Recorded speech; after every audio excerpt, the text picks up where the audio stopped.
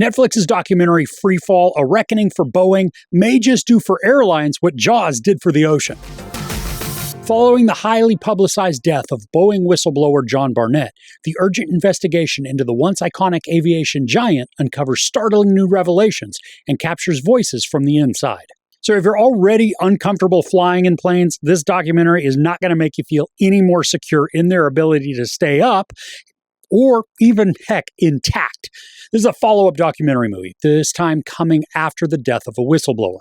Now, the interviews we get to watch here are powerful, and they come across as genuine, especially given how long some of these people have worked at Boeing, and a couple of them still do. And you don't have to have seen the previous film to get this one. We get all of the context needed, from the start of Boeing to their rise in aviation quality, their design and production standards, and the pride that comes from being an employee. But then we are also shown the corporate side of the coin, where profit and greed outweigh their own established standards and values. Now, a decent amount of the storyline centers around the CEOs and their pursuits of profit. Not so much that it becomes a grumbling venting sesh about the C-suite, but we get to see how the changing of mindsets leads to the swap in values, which then leads to cutting corners to maximize gains. And once that's been established, it only works to reinforce everything that the whistleblowers relay to us. And at this point, as someone who loves to fly and has flown all over the country for work, this seriously made me question whether or not I wanted to hop on another flight, given that Boeing manufactures a little less than half of all the planes in use today. And what's so compelling about the interviews is that we're provided with documentation of how regulations were sidestepped or just completely ignored. Sometimes these are in the form of emails and website posts. Other times we're shown personal video that an employee captured to document all of the growing issues. And these whistleblowers, they don't come across as looking for some financial gain for just calling out these problems. They're more concerned that their family and their friends are getting on these planes just like the rest of the world. They don't want them to be sucked out of a blown-off door mid-flight or for the engines to explode and the whole thing crashes. Throughout the film, we're shown real-life examples of these tragedies and more. It's harrowing and it's freaky. And then it's utterly disgusting because we know it's all centered around earning more money for the shareholders and the CEOs. The storytelling is efficiently edited and it doesn't meander, using the 93 minutes to deliver a concise and compelling investigation into how Boeing went from building the most reliable airplanes to now manipulating reports and falsifying tests, all in the pursuit of higher payouts.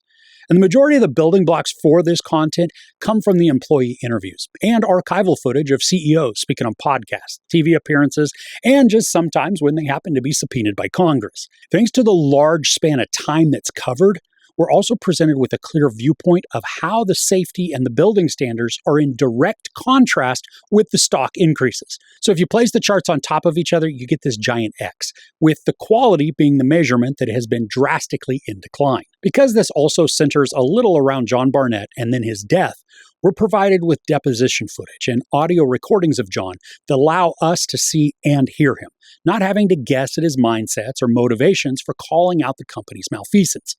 The aspect of this documentary, it's both sad and frustrating, especially in the area of his death. Now, we're privy to a call that outlines the findings for his death, but there's still lingering questions, especially when you take into account that another whistleblower died within months of John and under some questionable circumstances. This is the stuff that makes conspiracy theories explode and then get lives of their own. And maybe that will be content for a future documentary. But for this one, it mostly shies away from the idea of dark corporate forces silencing those who expose secrets. It is raised by one question, but that's kind of as far as the discussion goes. On the whole, the documentary is heartbreaking, scary as heck, and then absolutely infuriating. Obviously, the main perspective is shown through the eyes and testimony of the whistleblowers, but the evidence provided, it's convincing and damning, creating a massive distrust in any corporate responses that are vaguely provided. The pacing is quick, making this an engaging and easy watch.